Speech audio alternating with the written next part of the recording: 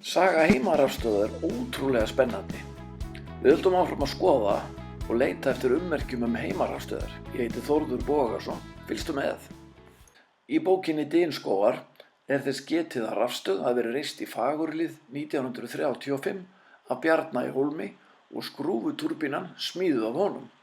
Á vef Orkustofnunar er þessi rafstöð síðan 1924 sem gæti verið rétt miðað við hvenær bændurnir Þórarinn og Elín fluttu þangað. Hér er steypuklumpur sem er líklega leifar af stíflu sem sett var upp.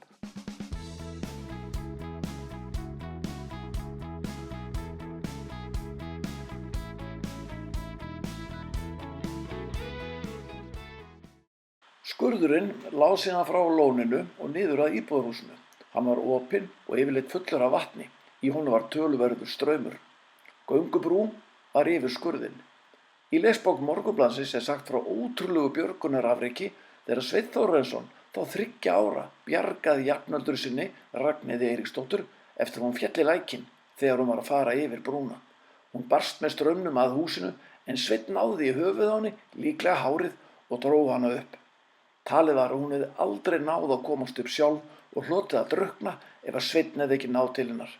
Þetta var hið mesta þrekvirki.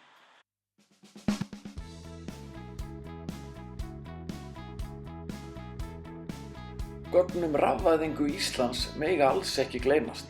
Uppbygging heimarafstöðva sem að margar eru enn í notkun og minjar og ummerkjum aðrar mega bara alls ekki gleymast og týnast. Þetta eru merkar þjóðarminjar.